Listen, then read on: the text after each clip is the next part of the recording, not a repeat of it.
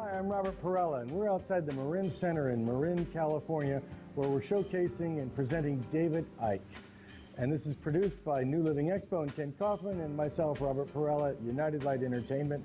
And we're looking forward to an in-depth look into what makes David Icke tick, what his work is about with his new book, Human Race, Get Off Your Knees, The Lion Sleeps No More. It is said that leadership is founded upon people making intelligent decisions that benefit the masses with often startling and incredible results. David is a way shower. He's part of the transition team. He is one who makes the difference. I think you're going to find this a very interesting YouTube presentation for your entertainment pleasure and for your wisdom. Thanks so much and enjoy the interview.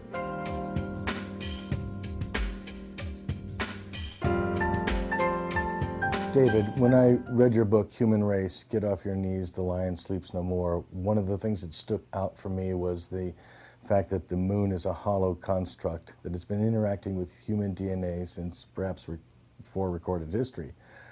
I'm looking at that and saying to myself, when we have a revealment or an understanding like that, something like that only comes around every 300 years. It's a remarkable finding. Why do you feel that?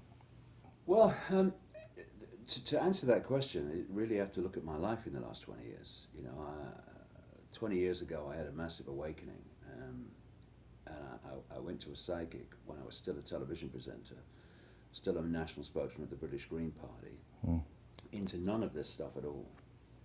And was told I was going to go out on the world stage and reveal great secrets. And what was said to me at that time was that they, whoever they are, would lead me to knowledge and put knowledge into my mind.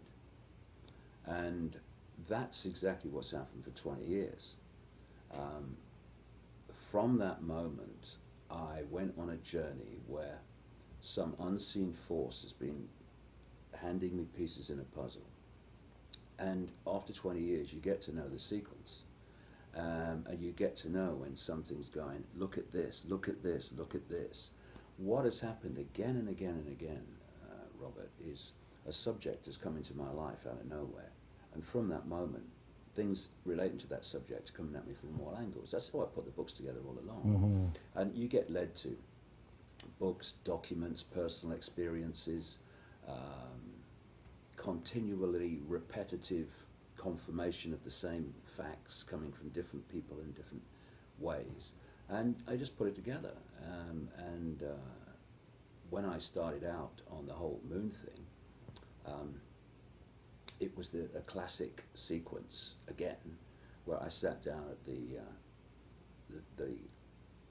computer to start writing a day of that book, and the energy in the room changed, and I thought, here we go, I know this one.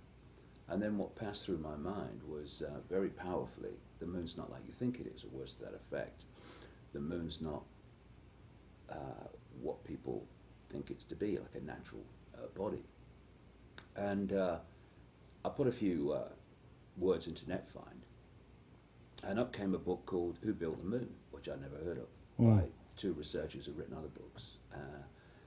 And I read it very quickly when it arrived, and I realized, as you do so often when you're challenging convention, that we're born into the world and we tend to accept what's already here as how things are. We don't question them.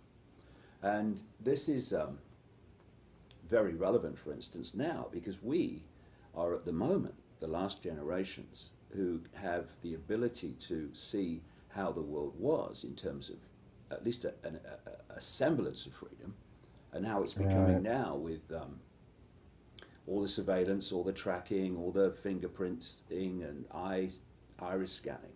The children being born today, to them, this is how it is. They've got nothing to compare it with. The socio-conditioning is so impactful that we think this is it. Yeah, and so apply that to the moon. You're born into the world, the moon comes up. Night after night after night, year after year after year. You don't question it. Don't question it. And when I started, because of this process that began, in the way I've explained, when I started looking at the moon, I was thinking, I never knew that. I never knew that. And so often when you see what is accepted to be scientific fact, like, oh, this is how the moon was formed, mate. When you go through the process of following that back, it's a theory. In truth, science has no idea where the moon came from. And as one scientist said quite rightly, the only thing you can say for sure about the moon is it must be observational error. It shouldn't be there. It's far too big. And as this book, Who Built the Moon, points out, the geometry and the mathematics between the moon, the earth, and the sun are absolutely incredible. So much so that the moon is about the same size as the sun when viewed from the earth, which is where we get the eclipses from. And then you start to realize the extent to which, never mind this moon matrix that I'm talking about as an add-on to this, even the moon being there, the size that it is, where it is, it's a fundamental impact on human life. The angle of the earth, the speed of spin, so it's affecting our relationship to time. It has a fundamental impact on the endocrine system, which connects into the chakra system, which connects into the hormonal system. It has an impact, a serious impact on the pineal gland, part of the third eye, the sixth sight, the getting out there beyond five sense reality. And of course it has a fundamental effect on the tidal systems of the earth, and we're 60-70% water. It must have some effect even on that level. And when I started going down this road and seeing all these anomalies, and then you start to see that when the moon has been impacted with a major hit, and they've got seismometers up there to sort of recording all this and seeing what happens. And, you know, they say that the moon rings like a bell or rings like a gong. One scientist talked to the authors of this book saying that it kind of shook and in a way that was like it was hollow and had hydraulic struts inside it, you know. Mm-hmm. And then you've got this very, very large titanium content of the moon, which is very different to the Earth. And what the official story of science is that the moon came out of the Earth, that a Mars-type planet hit the moon and hit the Earth rather, and a great chunk came off and became the moon. And they call that the first one anyway, the Big Whack theory, or this impact. But when the physics of that didn't work out, they came up with a double Big Whack theory, which is that this Mars-type planet hit the Earth, went away, came back, giving another smack. You know, it's like they haven't got a clue, and it's very clear when you put all this stuff together that for me the moon is not real. It could be a hollowed-out planetoid, or it could be a from scratch construct, because this is the big thing that we as humans have to get across and get over if we're going to understand the nature of what's going on in the world.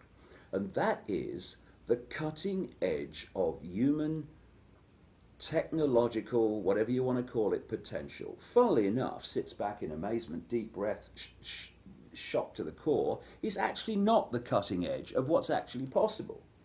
And if you want to suppress someone's sense of possibility, then suppress the information that gives them the understanding that far more is possible than appears to be so. Example, if you keep from people the law of gravity, the idea the Earth is not flat is ludicrous, because people at the bottom of a sphere without gravity would fall off.